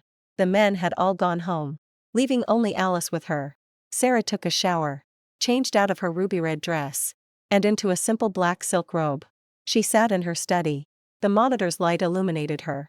Attorney Smith had sent an email. Miss Vance, the chain of evidence is impeccable. To stop Mr. Harrison, given that someone is concealing assets, I recommend immediately freezing the relevant joint accounts and simultaneously sending demand letters tomorrow morning. Sarah only replied with one sentence, begin. She logged onto the bank's portal. Before the wedding, Kyle had suggested opening a joint account for living expenses. She didn't object at the time, but only transferred a small amount of cash. The vast majority of her assets remained safely held in her personal accounts and the Vance family trust. In retrospect, it was her consistent caution that saved her. She clicked Freeze Joint Account Access. The system locked it. At the same moment, in Harrison's home on the other side of Los Angeles, Kyle had just opened the door and stepped inside. His phone was instantly flooded with notifications. The first notification was that smart home access had been revoked. The second notification was that the joint credit card had been frozen. The third notification was a message from his company's CFO, "Boss, this is bad." Apex Global suddenly announced the suspension of the contract signing ceremony scheduled for 10 a.m. the next day. They said they needed to reassess the partnership. Kyle's heart stopped. Apex Global was a huge contract Richard had arranged for him. If this contract was signed, his company's revenue this year would triple. At the reception, he had even boasted to his fraternity about securing the deal. But now evaluation had become a code word for withdrawing investment within the company. He gripped his phone tightly, veins bulging on his hand. Before he could react, his phone rang. It was his vice president. "Kyle, it's over. Vanguard Capital, who was supposed to lead our next funding round, has just stopped due diligence." Kyle's throat tightened, unable to speak. "Why?" The vice president hesitated, lowering his voice. "I heard some rumors about the CEO's private life. They told me they didn't want to take on public relations risks." Kyle's thoughts began to blur. Sarah and the Vance family had already made their move. He hadn't expected her to act so quickly. Before he could even figure out how to beg for forgiveness, she had already withdrawn the contract. He felt the carpet beneath him being pulled away. Susan was crying on the sofa. David sat silently, his face filled with murderous intent. George had taken his blood pressure medication and gone to bed. The air in the room was suffocating. Kyle gripped his phone tightly, a wave of unprecedented fear washing over him. He had always thought Sarah loved him enough to support him financially, loved him enough to care for him, but he had forgotten. Sarah Vance would give you the whole world if she loved you, but when she abandoned you, she would take everything back. Susan looked up, crying, and said, "Kyle, go kneel down and beg her. You just got married. If she gives in, there's still a chance to salvage this." Kyle felt nauseous. "She won't see me." "Then go to her doorstep and beg her." Susan screamed. "Do you know how important that Apex Global contract is? What will happen to your company if the Vance family withdraws their investment? What will happen to us?" Kyle's temples throbbed. He remembered the look in Sarah's eyes when she kicked him out, cold, silent, devoid of emotion, as if she were looking at a complete stranger. He suddenly felt a deep, unbearable regret. But this regret was quickly swallowed up by his wounded pride. Why? Why could she decide my future with just a word? Why did she have the right to withdraw my funds, destroy my contract, and make me a laughingstock? If she weren't a daughter of the Vance family, she wouldn't have this power born purely of resentment. The regret vanished instantly, and he gripped his phone tightly, saying in a stiff voice, "I'll see her tomorrow." Susan nodded frantically. "Yes. Apologize. There's nothing shameful about a husband apologizing to his wife." Kyle didn't answer. "Apologize. Okay." But he would never allow himself to be trampled on. The next morning at 8 o'clock, Sarah, who hadn't slept a wink, blinked but still got up on time. She wore light makeup and a well-tailored black suit dress. Her hair was tightly pulled back into a bun. She was cold, ruthless, shrewd, and flawless. The woman in the mirror didn't look like a betrayed, heartbroken bride, but rather like an executioner heading to the guillotine. Attorney Smith arrived promptly at 9 o'clock in the morning, with 2 assistants.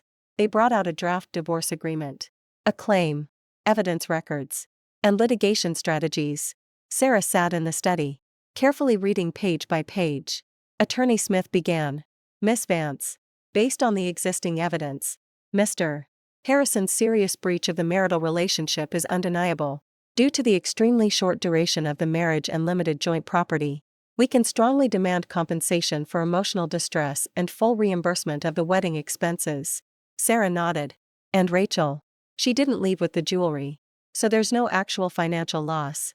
But there is video evidence. The evidence is conclusive enough to open an investigation into attempted theft." Smith paused. "If you want to avoid police involvement, you can also ask for a public apology and file a defamation lawsuit." Sarah stared at the documents on the table. After a few seconds, she said, "Don't call the police yet." Smith understood. This wasn't mercy. It was digging their own graves. "When can we release the press release?" she asked. "Now." Smith handed her the final draft of the press release. This draft was even more formal and businesslike than the one she'd written at 3 a.m. No complaints. No exaggerations. No sentimentality. Just facts. Evidence. And the decision to divorce. The colder the tone, the more lethal the effect. Sarah approved and signed it. At 9:30 a.m. The statement was simultaneously released on Sarah's personal account, the Vance Group's PR account, and Smith's law firm's account. Within 10 minutes, their social circles were in an uproar. Just yesterday, everyone was celebrating the union of the Vance and Harrison families, congratulating Kyle on his marriage. However, overnight, they heard the news that the groom had brought his ex-wife into their new bedroom and kicked the bride out. What kind of absurd celebrity gossip was this? What shocked the public even more were the unknown details. Before the marriage, the house belonged entirely to Sarah. In other words, Kyle lived in his wife's house, squandering her family's money. Not only that, he shamelessly brought his mistress in, treating the house like a playground. He wasn't just a cheater. He was a stupid, arrogant parasite. Comments flooded in. Bro. Am I dreaming? Bringing his ex to the bride's room, letting her stay at the bride's house, and making her stay in a hotel, was his brain filled with cement. Vance Aries did a good job. Stripping him of everything. That ex-girlfriend was disgusting too. What do you mean nowhere to go? Did they burn down all the hotels in Los Angeles? Haha. Is this the same Harrison who was so arrogant at the reception yesterday? His life is completely over. Kyle saw the statement in his car on his way to Sarah's house. Before he even reached the gate, his phone was ringing incessantly. Clients, investors, college classmates, relatives, one call after another. He didn't answer any of them. He just stared at the screen, his face deathly pale. She actually sent out the statement, without leaving him a single message. He gritted his teeth, panic and anger reaching their peak. When the car stopped at the mansion's entrance, a security guard came out. I'm sorry, Mr. Harrison. Your access has been revoked. It's cancelled. You can't come in without the homeowner's permission. Kyle's face twitched. I am the owner of this house, the security guard said politely, but without yielding. According to the system, the only owner is Miss Sarah Vance. The word owner sounded like a joke. Kyle had never been so humiliated in his life, especially when he could feel the strange looks from the passing neighbors. He forced himself to call Sarah. The first time, he was rejected. The second time, he was rejected again. The third time, it went straight to voicemail. She had blocked him. Kyle gripped his phone tightly, standing in front of the gate, his face contorted with madness. Just then, a black SUV drove out of the gate. The window rolled down. Sitting in the back seat next to Attorney Smith was Sarah, her face indifferent. Kyle's eyes lit up instantly, and he rushed to the car. Sarah. The driver slammed on the brakes. Sarah glanced at him, her eyes empty. Go find my lawyer, Kyle said, barely containing his anger. We need to talk. We don't. He finally exploded. Did you really have to be so despicable as to make that statement? How am I ever going to ever show my face in public again? Sarah looked at him like he was a clown. You didn't care what others thought when you did it. Did you? What do you care about now? Kyle gasped. He tried desperately to calm her down. I acted impulsively last night. I'm sorry. I've decided to cut ties with Rachel completely. Please retract your statement. Call Apex Global and get things sorted out. Then we. No. We. Sarah interrupted him. Kyle paled. I didn't ask Apex Global to cut ties with you, Sarah said coldly. They just realized that a man who betrays his wife on their wedding night is not a reliable business partner. This hurts more than being yelled at. Kyle's anger finally erupted, turning into pure malice. Sarah, don't underestimate me. If this goes to court, your family, you'll be hurt too. Everyone will say, you're the woman who was dumped on your wedding night.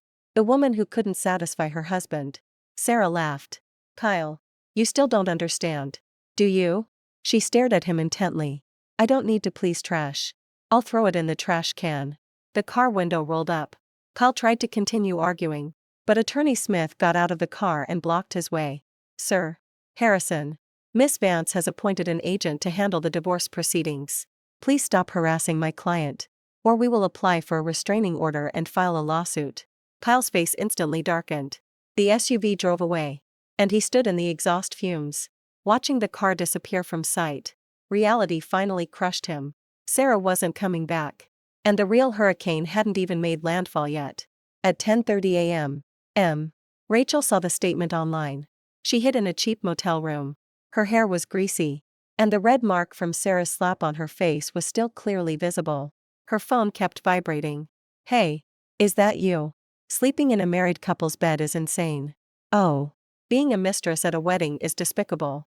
You always put on this elegant act. But you're just a homewrecker. I heard you tried to steal the diamond necklace. Is that true?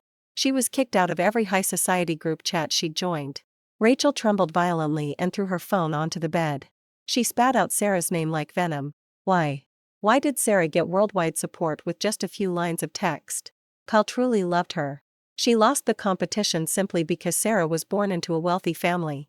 Driven by delusional jealousy, she picked up her phone, created a fake account, and began writing a long post. She planned to retaliate. She intended to expose Sarah as a manipulative bully and portray herself as a victimized, tragic first love. Her fingers flew across the keyboard. I met him first. We truly loved each other. But fate separated us. Last night I had a mental breakdown and sought his help, only to be ambushed and humiliated by him and his entire family. The necklace was a complete setup. She meticulously crafted a tear-jerking story destined to go down in history. Less than 30 minutes after its release, it began to gain attention. Some began to say the rich man had gone too far, while others expressed sympathy, saying the first love had simply been misunderstood. Gossip media outlets reported on it, treating it as entertainment news. A shocking twist. The ex-girlfriend claimed she had been framed by the bride's wealthy family. Seeing the comments piling up, Rachel finally breathed a sigh of relief. You see, as long as I cry loud enough, someone's bound to buy it. But her relief lasted only 5 minutes. The Smith law firm account posted a video. The caption read, "Evidence to refute Ms. Rachel's defamatory statements." The video was completely unedited. Clip 1, CCTV footage shows Rachel entering the closet and stealing a jewelry box. Clip 2, audio of Rachel taunting Sarah, saying, "He's always loved me." Clip 3, audio of Rachel screaming at Kyle, "Who sent me?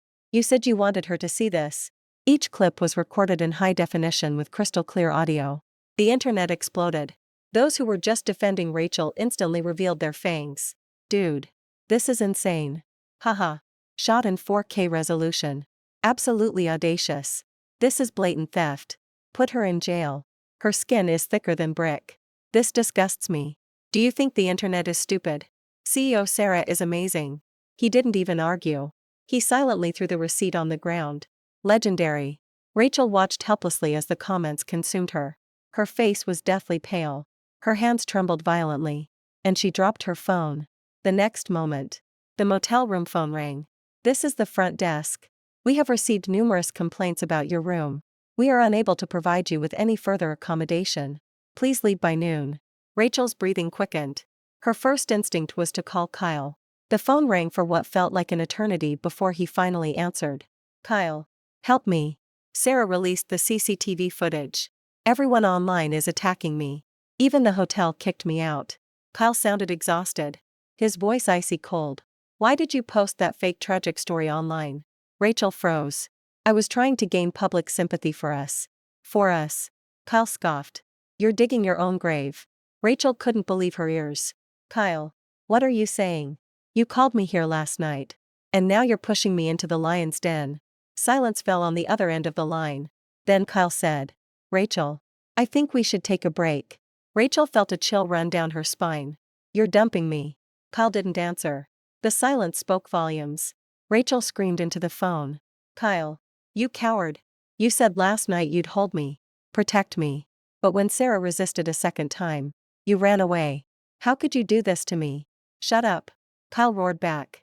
"If you hadn't stolen that necklace, if you hadn't dragged me into that mess at home, none of this would have happened. I didn't even look at her necklace." Rachel completely lost her temper and screamed. "Now you blame me. Kyle, you're a piece of trash." He hung up on her. Rachel collapsed onto the cheap carpet, painfully accepting her predicament. She finally understood. Kyle only protected her when he wanted to experience being important, when he enjoyed her complete dependence on him. Once she became a burden to him, he betrayed her first. It was all too late. Meanwhile, Sarah sat at the head of the conference room at the Vance Group headquarters. watching the public relations data projected on the screen. The PR director reported. Public opinion is 99% on Ms. Vance's side. Ms. Rachel's fabricated story has been completely exposed by the video evidence. Mr. Harrison has not yet made any statement. Sarah nodded. There's no need to pay them any more attention. Evidence speaks louder than words.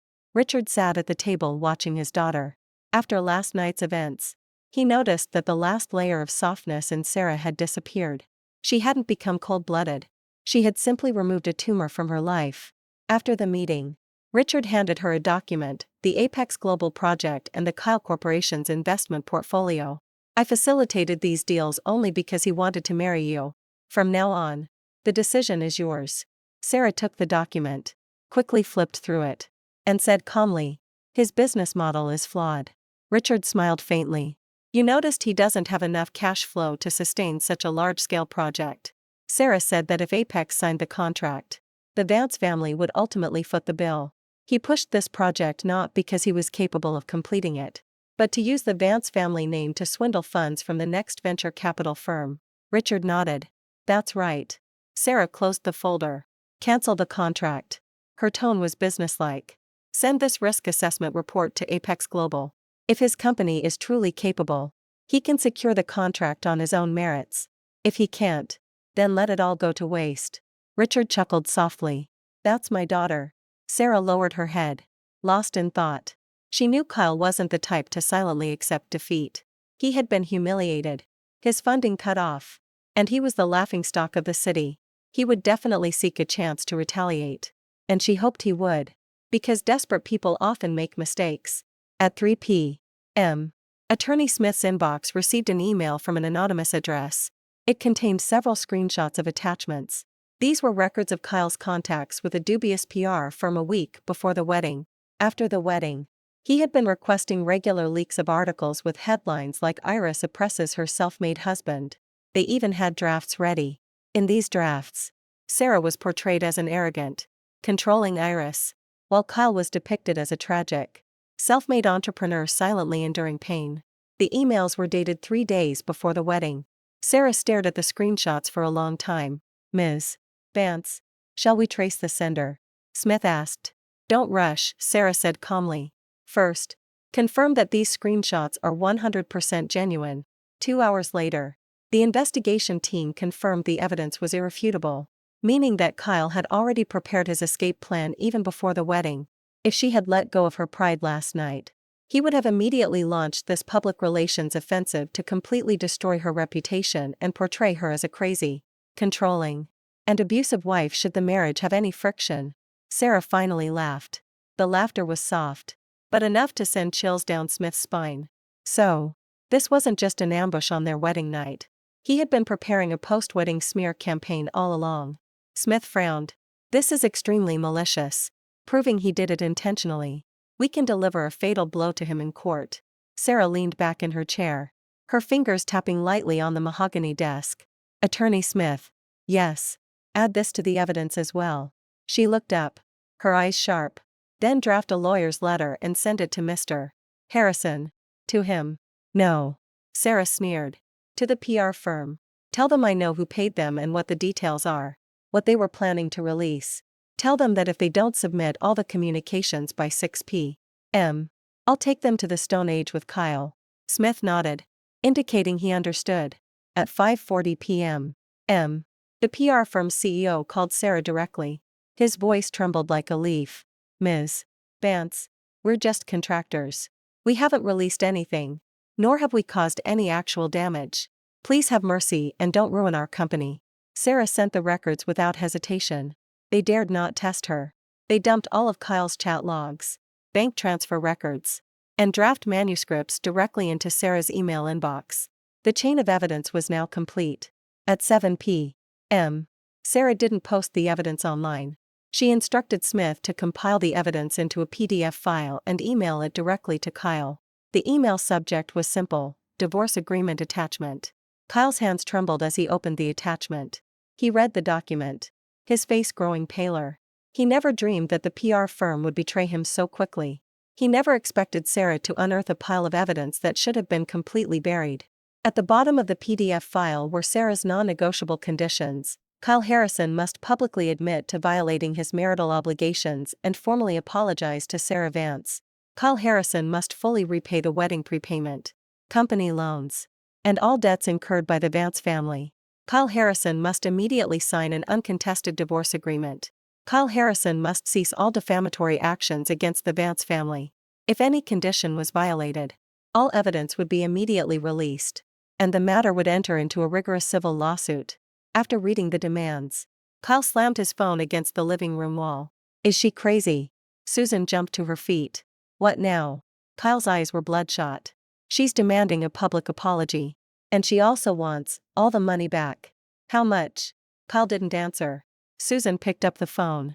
When she saw the amount on the bill, she nearly fainted. Venue fees, catering fees, luxury car fees, company loans, guarantee fees, advance payments, a string of zeros. Even if the Harrison family reincarnated 10 times, they couldn't pay it all back. Susan's voice trembled.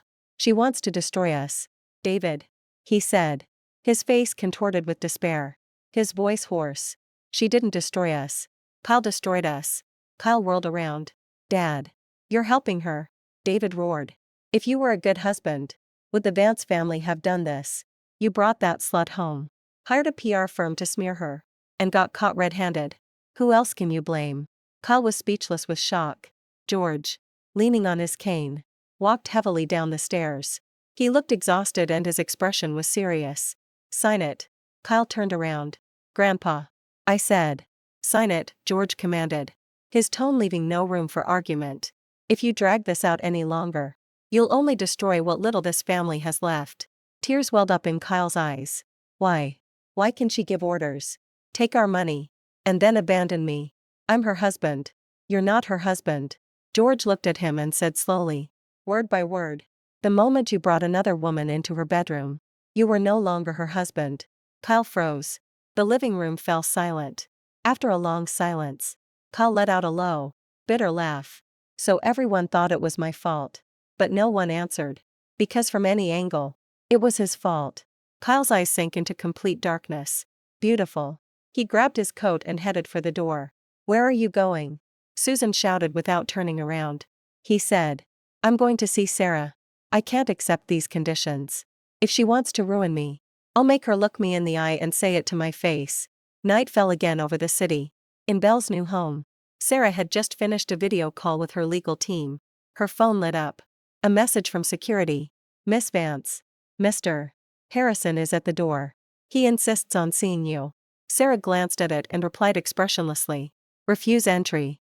A minute later, another message arrived.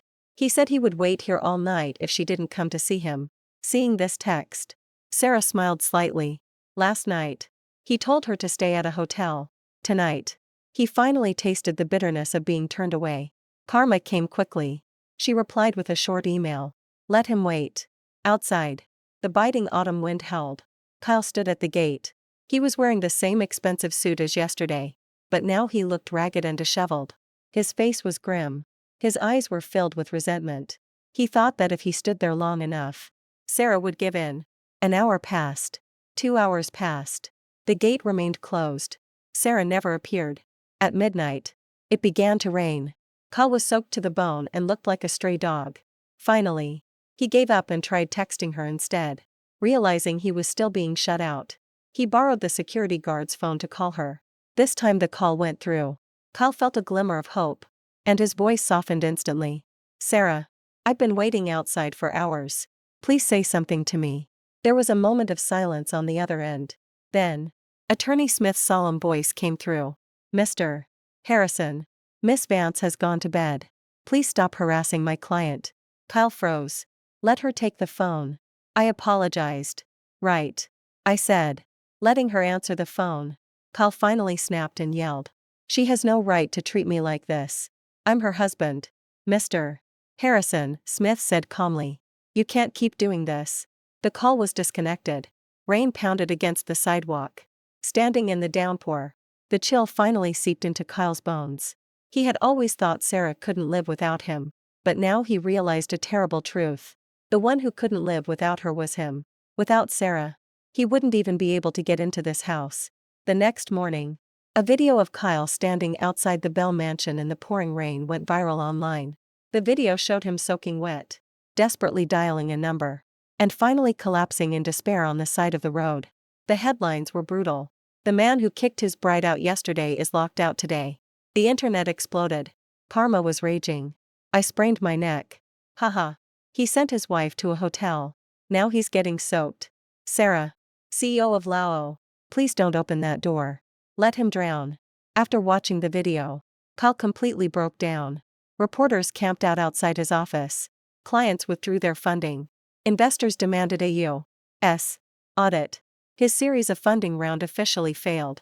In just 48 hours, he went from a hot groom to the biggest laughingstock in town. Throughout all of this, Sarah didn't say a word to the media. She efficiently handled all the procedures, arranged lawyers, recovered debts, and then severed ties. The longer she remained silent, the worse Kyle's situation became, because the evidence spoke for itself. A week later, Kyle finally broke down. He contacted lawyer Smith and agreed to meet to sign a settlement agreement. The meeting was held in a conference room at Vance Group headquarters. Sarah arrived on time. She wore a pristine white suit jacket and natural makeup. She looked healthier than on her wedding day. Kyle, on the other hand, looked miserable. He had heavy dark circles under his eyes, and his eyeshadow was too heavy. He looked like a ghost of his former self. He instinctively stood up the moment he saw her walk in. "Sarah." She didn't look at him. She sat down next to Smith and said only one word. "Let's begin." Kyle's throat was dry. He had prepared a speech to defend himself, to beg for mercy, to cling to memories of the past. But just one word slammed all the doors shut. This wasn't their living room. He could no longer rely on their past. This was a negotiating table. Smith slid the document over. "People who like to compare. The terms are consistent with the previous draft. Please review and sign." Kyle stared at the paper. Every demand was like a dagger, especially the demand for a public apology. Once he signed this document, it would be officially recorded that he was a cheat, a manipulator, a parasitic piece of trash.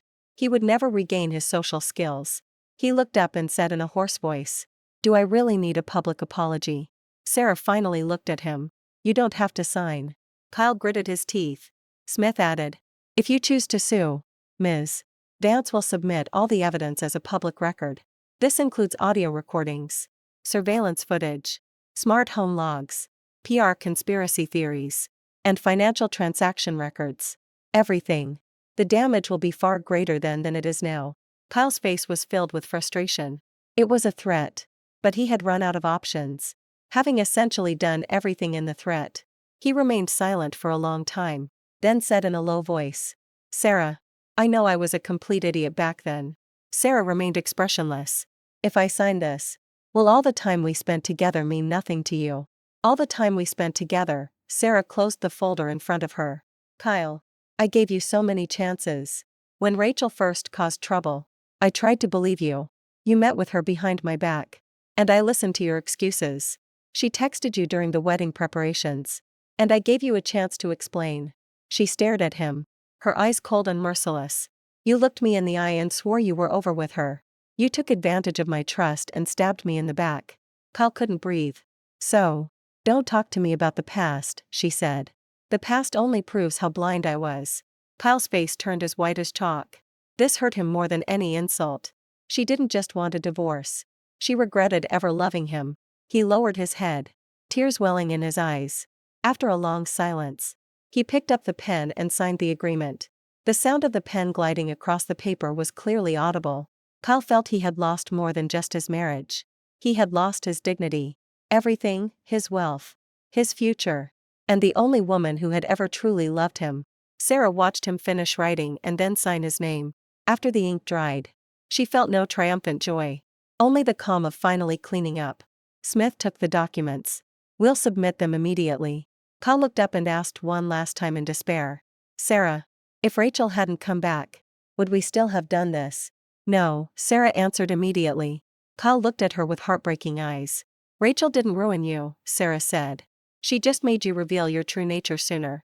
Even if it wasn't her, it would have been someone else sooner or later. Because fundamentally, You're someone who can't appreciate everything I've given you." With that, she stood up and left the room. Kyle sat there, watching her leave. This time, he didn't chase after her. He knew he would never catch up with her. A month later, Kyle Harrison issued a public apology. The statement, carefully reviewed by his lawyer, left him no room to play the victim. He admitted to serious breaches of the marriage agreement, confessed to hurting Sarah, and swore to abide by all the terms of the divorce settlement. He was subjected to 3 days of relentless online attacks. Meanwhile, Sarah formally sued Rachel for defamation and attempted theft. Rachel appeared haggard and exhausted when questioned by police. She tried to cover her face with a mask but managed to evade the paparazzi's flashes. This woman, who once feigned tears on silk sheets, was now labeled a homewrecker, an attempted thief, and a pathological liar. She couldn't find work and was blacklisted by all social circles. Those who once flocked to her now avoided her. And Kyle's startup collapsed when the Vance family withdrew their support. Funding dried up completely. Projects were cancelled. Investors withdrew their money. And employees sued him for unpaid wages. In just 3 months, he went from being one of the city's elite to becoming the city's biggest negative example. Whenever he attended industry events, people mocked him behind his back. Isn't that Kyle Harrison? The guy who kicked his wife out of the house on their wedding night and went bankrupt. Hearing these words always reminded him of that rainy night, standing outside the Bell mansion, forever locked out. But Sarah's life didn't end on that disastrous wedding night. The day the divorce was finalized, she completely renovated the house. The red wedding decorations were thrown directly into the incinerator. The master bedroom was redesigned with minimalist cream and wood tones. The wardrobe was completely replaced. And the second-floor room that used to be his study became her art studio. She returned to Vance Corp as an executive and personally took over the massive project Kyle had desperately tried to steal, Apex Global. At the kickoff meeting, the executives carefully chose their words, trying to avoid the topic of her divorce. But Sarah opened the proposal with a blunt statement: "I'm no longer dealing with my personal junk. Let's get to work." The words were clear, rational, and powerful. 6 months later, the commercial development project in partnership with Apex Global officially launched. At the press conference, Sarah, dressed in an elegant black evening gown, stood on the stage. Under the spotlight, she was dazzlingly beautiful, exuding an irresistible aura. During the QA session, a reporter posed a controversial question: "CEO Vance, after such a high-profile and painful divorce, do you still believe in love?" The room fell silent. Richard, sitting in the front row, frowned, while Sarah simply smiled. She picked up the microphone and looked directly into the camera. "Of course, I still believe," she continued. The audience held their breath. "Love didn't betray me. I just misplaced my trust." A woman leaving a toxic man isn't a failure, but rather cutting her losses. Thunderous applause erupted in the room. The video quickly went viral online, with thousands of women quoting and sharing her words. Kyle saw the interview on a greasy television set in a cheap bar. On the screen, Sarah was stunningly beautiful, confident, rational, and possessed a powerful presence. He sat like a perfectly polished diamond in a dimly lit booth, sipping cheap whiskey and staring at his own haggard face on the dark screen of his phone. People at the next table noticed him. "Hey, isn't that Kyle Harrison? Oh my God, it really is him. His ex-wife is over there looking radiant. And he's sitting here drinking cheap whiskey. He deserves it. He betrayed the women who paid for him. What a complete idiot." Their voices weren't loud, but their words pierced his heart like knives. He remained glued to the television. The reporter asked another question. "If Mr. Harrison came back today begging for forgiveness, is there any possibility of reconciliation?" Sarah answered without hesitation. "Nobody goes out of their way to pick up trash they've already thrown away." Someone in the bar spat out a mouthful of beer. He suddenly burst into laughter. Kyle's hands trembled, and whiskey spilled onto the table. His face turned ashen, and his last shred of self-respect vanished. He finally understood. Sarah wasn't even angry anymore. She had simply erased his existence completely. A year later, Sarah graced the cover of a renowned business magazine. The headline read, "Sarah Vance, from bride betrayal to CEO, the ultimate comeback." Inside, a photo of her in a pristine white tailored suit stood by a high-rise window, overlooking the Los Angeles skyline. The interviewer asked one last question: "If you could go back to that wedding night, What would you say to yourself standing outside the door? Sarah paused, lost in thought. Sunlight streamed in from outside the office. She remembered the biting night wind, the orange windows, and the chilling clarity of calling her parents. After a moment's hesitation, she smiled. I would tell her not to be afraid. That wasn't the end of my life. That was the moment my life truly began. And so it began. The magazine hit the shelves, and Sarah's social media was flooded with messages. People thanked her for giving them the courage to leave toxic relationships. They hailed her as an icon. Some even inquired about her ex-husband's whereabouts. Sarah never replied. Because it truly didn't matter. Her life was too busy, too exciting, moving forward at an astonishing pace. Kyle was just a pile of dog poop she stepped in on her way to the summit. You just have to scrape the stain off your shoe and keep going. Where that pile of dog poop dries. Who the next person to step in it is none of her business. Months later, on a rainy night, Sarah was leaving a charity gala. Her driver pulled the black sedan over. Just as she reached for the door, someone called her name. Sarah. The voice was low and hoarse. It sounded both familiar and strange. She turned around. Standing in the rain, holding a cheap black plastic umbrella, was Kyle. Only a year had passed, but he looked 10 years older. His cheeks were sunken. The arrogance that once supported him was gone, dealt a heavy blow by harsh reality. His suit was cheap and ill-fitting. He looked at her with red eyes. Can we talk? Sarah looked at him for 2 seconds. The driver got out of the car. Miss Vance. Should I call security? Sarah raised a hand. No need. She stood by the open car door. Her expression calm. Hurry up. Kyle gripped the umbrella handle tightly. I regret it. The rain was heavy, but his pained voice barely drowned out the sound. For the past year, I've regretted it every day. I realized it too late. The only person who truly cared about me from the bottom of their heart was you. Sarah didn't speak. Kyle's face contorted in pain. I thought you were controlling. Every time you paved the way for me, I felt my dignity as a man was insulted. But now I know you didn't want to control me. You wanted to promote me. I was such a fool to trade diamonds for a cheap piece of glass. His voice choked. If I kneel down and beg you, if I promise to spend the rest of my life making it up to you, will we still have a chance to start over? Sarah didn't even wait for him to finish. Kyle's face turned pale. Sarah looked at him, her eyes expressionless. Kyle, when you stab someone in the back, you have no right to demand that someone else pull the knife out for you. He sobbed. How should I deal with these feelings I have for you? Your regret is yours. Moving forward is my choice. A raindrop slid down Sarah's umbrella. Kyle's eyes were red. You really don't hate me anymore. Sarah thought for a moment and shook her head. No. A glimmer of hope flashed in Kyle's eyes. But her next words instantly extinguished it. Because to me, you are no longer important. Nothing is crueler than indifference. Kyle stood frozen in the rain, as if his soul had been torn apart.